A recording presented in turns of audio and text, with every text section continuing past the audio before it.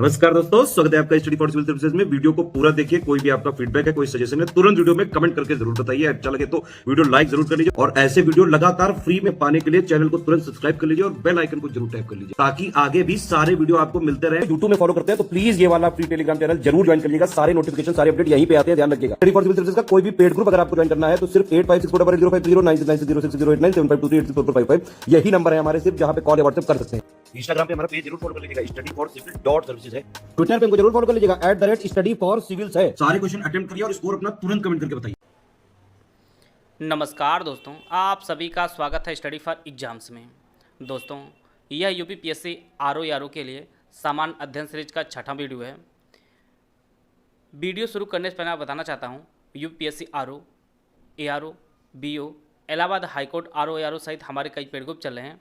अगर आप इन paid group से जुड़ना चाहते हैं तो ये हमारे दिए गए नंबर है, इस पर कॉल या व्हाट्सएप करके जो है जानकारी प्राप्त कर सकते हैं। तो दोस्तों, देखते हैं हम लोग आज का पहला प्रश्न। हाल ही में किस भारतीय खिलाड़ी को वार्षिक यूके इंडिया अवार्ड में global Indian icon of the year award से जो है सम्मानित किया गया है? मीराबाई चानू, मैरी कॉम, पीवी सिंधु या मिथाली राज? तो हाल ही में जो है global India icon of the year award से मैरी कॉम जी को सम्मानित किया गया है और ये बॉक्सर हैं और यह मणिपुर की रहने वाली हैं। मैरी कॉम जो है यह मणिपुर की रहने वाली हैं और इन्होंने कई बार विश्व मुक्केबाजी प्रतियोगिता को जीता हुआ है और इन्हें हाल ही में जो है global Indian icon of the year award से भी सम्मानित किया गया है। तमरिया जनजाति किस राज्य में पाई जाती है? पश्चिम बंगाल, राजस्थान, झारखंड या मध्य प्रदेश? तो तमरिया जनजाति जो है ये आपके झारखंड पाई जाती है। इसका जो ऑप्शन सी है वो आपका सही है। मछली उत्पादन में विश्व में प्रथम स्थान पर कौन सा देश है? जापान, चीन, भारत या यूएसए? विश्व में मछली उत्पादन में जो प्रथम स्थान रखता है वो आपका चाइना रखता है। चाइना जो है प्रथम स्थान पर है और इस समय जो है भारत मछली उत्पादन में दूसरे स्थान पर है। मछली उत्पादन में जो है भारत दूसरे स्थान पर है और वहीं पे दुग्ध उत्पादन में भारत जो है पूरे विश्व का 24% दूध उत्पादन करके जो है यह पहले स्थान पर है। मोटे अन्न के उत्पादन में भारत जो है वह पहले स्थान पर है और चावल गेहूं उत्पादन में भारत जो है विश्व में दूसरा स्थान रखता है। साथ में जो है चाय उत्पादक में जो है भारत दूसरा स्थान रखता है और दूसरा बड़ा सबसे जो है उपभोग करने वाला देश आपका फल और सब्जियों का है भारत। और इसी प्रकार से चीनी में भारत जो है आत्मनिर्भर बन चुका है और दूसरा सबसे बड़ा जो है उत्पादक बना है।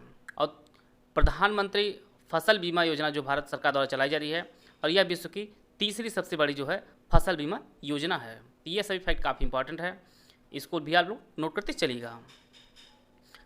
कौन सा जिला जो है नेपाल के साथ सीमा साझा नहीं करता है?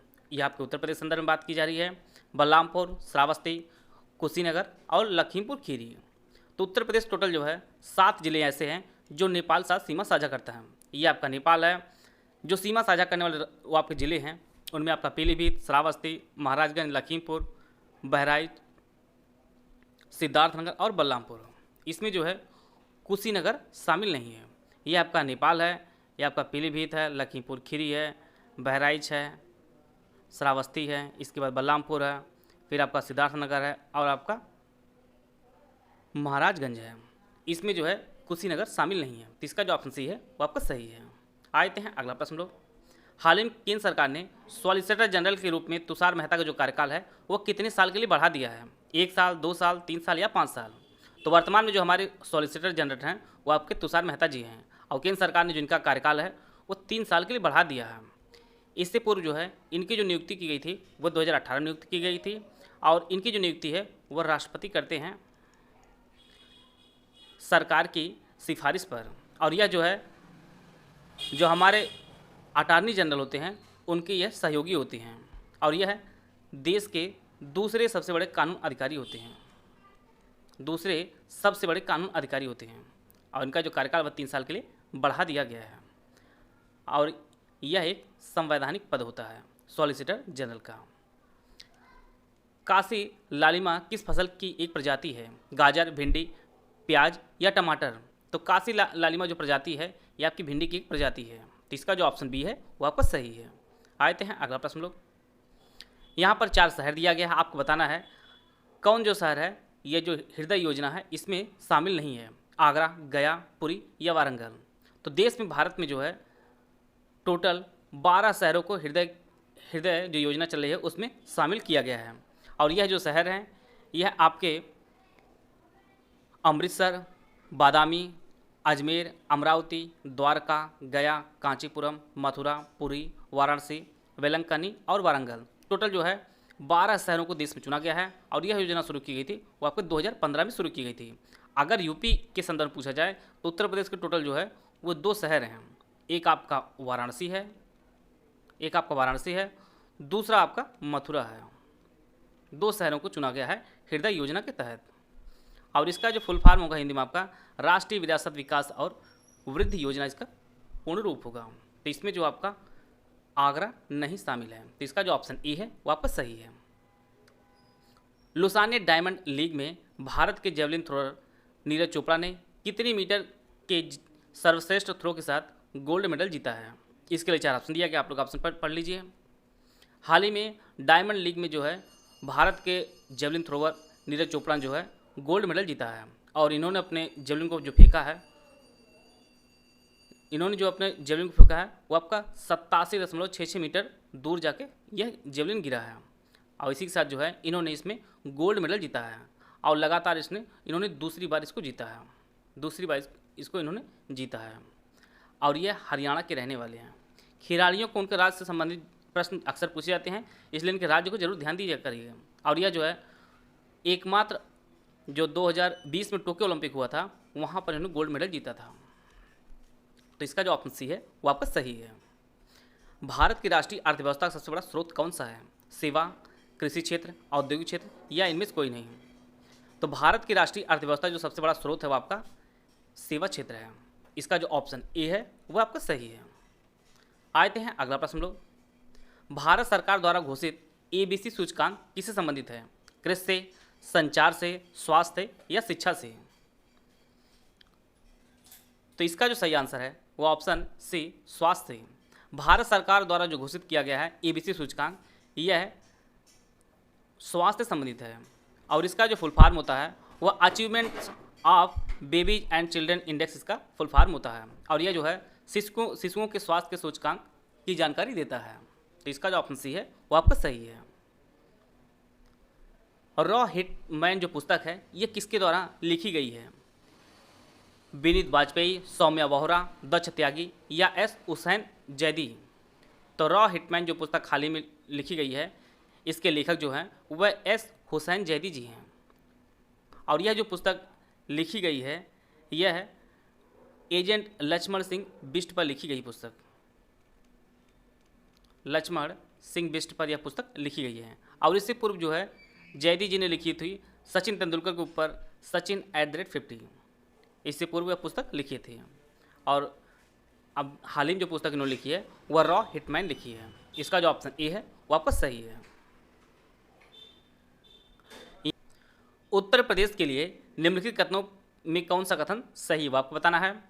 भारत में गन्ने उत्पाद का सबसे बड़ा हब, भारत का उच्चतम दूध उत्पादक प्रदेश, भारत में चावल का सबसे बड़ा उत्पादक।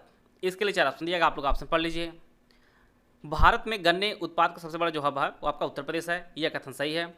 भारत का उच्चतम दूध उत्पादक प्रदेश है, यह भी बात सही है। और यह जो है जो अभी हाल ही में यूपी बजट 2023-24 जारी किया गया है यह उसके अनुसार सबसे जो दूध उत्पादक राज्य आपका उत्तर प्रदेश है।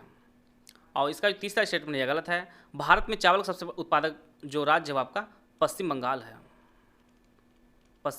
है, तो इसका जो पहला दूसरा स्टेटमेंट वो आपका सही है, जो ऑप्शन डी में दिया गया है। गन्ना और दूध में यूपी जो है वो पहले स्थान पर है और चावल में जो है पश्चिम बंगाल है, तो इसका जो ऑप्शन डी है वो आपका सही है। आते हैं अगला प्रश्न लोग।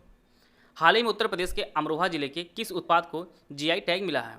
बांसुरी, ढोलक, हैंडक्राफ्ट या होम फर्निशिंग? तो जीआई टैग जो मिला है अमरोहा जिले के ये आपके ढोलक को मिला है। इसका जो ऑप्शन बी है वो आपका सही है। जीआई टैग जो है किसी उत्पाद को जो दिया जाता है उसकी जो वैलिडिटी होती है आपका 10 साल होती है। और ये जो ढोलक विशेष रूप से बनाई जाती है यह आम की लकड़ी होती है ख़ास तौर से, या कटहल की होती है, और यह आपके सागौन की होती है। जैसे जीआई टैग दिया गया है अमरोहा जिले की। इसका जो ऑप्शन बी है वो आपका सही है। काकोरी कांड के अभियुक्तों को बचाव के लिए किसकी अध्यक्षता में एक समिति का गठन किया गया था? आचार्य नरेंद्र देव, गोविंद बल्लभ पंत, चंद्रभानु गुप्ता या मोतीलाल नेहरू? काकोरी जो कांड हुआ था यह 9 अगस्त 1925 को हुआ था, और इसमें जो है प्रमुख नेता जो थे आपके राम प्रसाद बिस्मिल, अशफाक उल्ला खां, राजेंद्र लाहिड़ी, रोशन सिंह, ये सभी प्रमुख इसमें क्रांतिकारी थे। और इनके बचाव के लिए जो है जो गठित की गई थी कमेटी, उसके जो अध्यक्ष चुने गए थे वो गोविंद बल्लभ पंत जी थे। तो इस प्रकार जो है इसका जो ऑप्शन बी है वो सही है। परंतु जो है बाद में जो प्रमुख क्रांतिकारी जिनमें आपका राम प्रसाद बिस्मिल, अशफाक उल्ला खां, राजेंद्र लाहिड़ी और रोशन सिंह, इन सभी के बाद में फांसी हो जाती है। गोविंद बल्लभ पंत जो है यह यूपी के पहले मुख्यमंत्री बने थे। यह फैक्ट आप लोग नोट कर लीजिएगा। इसका जो ऑप्शन बी है वो आपका सही है। आते हैं अगला प्रश्न लोग। भारतीय स्वतंत्रता विधेयक को शाही सहमति कब प्राप्त हुई थी? 18 जुलाई 1947, 19 जुलाई 1947, 20 जुलाई 1947 या 21 जुलाई 1947? भारतीय स्वतंत्रता विधेयक को शाही सहमति जो मिली थी वह 18 जुलाई 1947 को मिली थी। इसका जो ऑप्शन ए है वह सही है। और भारत जब स्वतंत्रता प्राप्त कर रहा था उस समय ब्रिटेन के जो प्रधानमंत्री थे वो क्लीमेंट एटली थे। क्लीमेंट एटली जो है वो उस टाइम ब्रिटेन के प्रधानमंत्री थे। इसका जो ऑप्शन ए है वो आपका सही है। आपको बताना है कौन एक संवैधानिक निकाय नहीं है? भारत निर्वाचन आयोग, भारत का महान्यायवादी, राष्ट्रीय अनुसूचित जनजाति आयोग या राष्ट्रीय मानवाधिकार आयोग? सबसे पहले हम लोग जान लेते हैं संवैधानिक निकाय होता कौन है। संवैधानिक निकाय वह होता है जिसे संसद द्वारा कानून बनाकर बनाया जाता है, और इसकी अपने आप में एक शक्ति होती है। और इसमें जो है आपका भारत निर्वाचन आयोग होता है, भारत का महान्यायवादी जो पद होता है, राष्ट्रीय अनुसूचित जनजाति आयोग होता है, ये सभी जो है संवैधानिक निकाय होते हैं। और दूसरे आपके असंवैधानिक जो होते हैं इसे सरकार किसी विशेष उद्देश्य पूर्ति के लिए गठित करती है, और इसमें जो है आपका आता है राष्ट्रीय मानवाधिकार आयोग आता है। तो इस प्रकार जो है एक जो संवैधानिक निकाय नहीं है वो आपका राष्ट्रीय मानवाधिकार आयोग नहीं है। तो इसका जो ऑप्शन डी है वो आपको सही है। आप लोग कमेंट बॉक्स में बताइएगा कि राष्ट्रीय मानवाधिकार आयोग के पहले अध्यक्ष कौन थे, पहले चेयरमैन कौन थे राष्ट्रीय मानवाधिकार आयोग के? इसका उत्तर आप लोग कमेंट बॉक्स में दीजिएगा। भारतीय संसद की लोक लेखा समिति के अध्यक्ष को कौन नामित करता है? लोकसभा अध्यक्ष, प्रधानमंत्री, अध्यक्ष या राज्यसभा के सभापति? भारतीय संसद की लोक लेखा समिति के जो अध्यक्ष को नामित किया जाता है वह लोकसभा अध्यक्ष द्वारा नामित किया जाता है। इसका जो ऑप्शन ए है वापस सही है। और लोक लेखा समिति टोटल जो है 22 सदस्य होते हैं, जिनमें 15 जो सदस्य होते हैं वो आपके लोकसभा से होते हैं, और 7 जो होते हैं वो आपके राज्यसभा से होते हैं। टोटल 22 सदस्य होते हैं। और वर्तमान में जो लोक लेखा समिति के जो अध्यक्ष हैं वह अधीर रंजन चौधरी जी हैं। अधीर रंजन चौधरी हैं इस पद पर। इसका जो ऑप्शन ए है वो आपका सही है। आते हैं अगला प्रश्न लोग। अरावली पर्वत व धारवाड़ क्रम की चट्टानों का निर्माण किस काल में हुआ था? डिवोनियन काल, सिल्यूरियन काल, आर्कियन काल या प्री कैम्ब्रियन काल? अरावली पर्वत और धारवाड़ क्रम की चट्टानों जो निर्माण हुआ था वह प्री कैम्ब्रियन काल में हुआ था। इसका जो ऑप्शन डी है वो आपका सही है। आते हैं अगला प्रश्न लोग। यहाँ पर आपको बताना है कौन सही सुमिलित है। यहाँ पर पक्षी अभयारण्य दिया गया है, दूसरा उससे संबंधित जिला दिया गया है। बखीरा पक्षी अभयारण्य उन्नाव, ओखला पक्षी अभयारण्य ललितपुर, सांडी पक्षी अभयारण्य हरदोई, महावीर स्वामी पक्षी अभयारण्य बस्ती। तो इसमें जो सही सुमिलित वो आपका सांडी पक्षी अभयारण्य आपके हरदोई में है। यह जो है युग्म सही सुमिलित है। इसका जो ऑप्शन सी है वो आपका सही है। बाकी अन्य को भी हम लोग देख लेते हैं। बखीरा पक्षी अभयारण्य यह उन्नाव में नहीं है बल्कि संत कबीर नगर में है। संत कबीर नगर में जो है बखीरा पक्षी अभयारण्य है। ओखला पक्षी अभयारण्य यह ललितपुर में ना होकर यह गौतम बुद्ध नगर में है। महावीर स्वामी पक्षी अभयारण्य यह बस्ती में नहीं है बल्कि यह ललितपुर में है। महावीर स्वामी पक्षी अभयारण्य आपके ललितपुर में है। इस प्रकार जो है इसका जो ऑप्शन सी है वो आपका सही है। आते हैं अगला प्रश्न लोग। यहाँ पर एक तरफ झील दी गई है, उससे संबंधित राज्य दिया गया है। आपको बताना है कौन सही युग्म सुमेलित है। इसके लिए 4 ऑप्शन दिया गया है, लोनार महाराष्ट्र, चिल्का तमिलनाडु, सांभर राजस्थान, उलर केरल। ऑप्शन आप लोग पढ़ लीजिए। इसमें जो सही सुमेलित है वह आपका लोनार झील जो है ये आपके महाराष्ट्र में स्थित है, और सांभर जो झील है ये आपके राजस्थान में स्थित है। यह दोनों सही सुमेलित हैं, तो इसका जो ऑप्शन सी है वो आपका सही है। बाकी चिल्का झील है यह खारे पानी झील है, और यह आपके उड़ीसा में स्थित है, उड़ीसा में स्थित है। इसी प्रकार से वुलर झील जो है ये केरल में ना स्थित होकर यह आपके जम्मू कश्मीर में स्थित है। इस प्रकार जो है इसका जो ऑप्शन सी है वो आपका सही है। आशा है आप सभी को बहुत कुछ जानने को मिला होगा। वीडियो अगर आपको अच्छा लगा तो लाइक कर सकते हैं, चैनल सब्सक्राइब कर लीजिए। वीडियो को पूरा धन्यवाद। जय हिंद, जय भारत।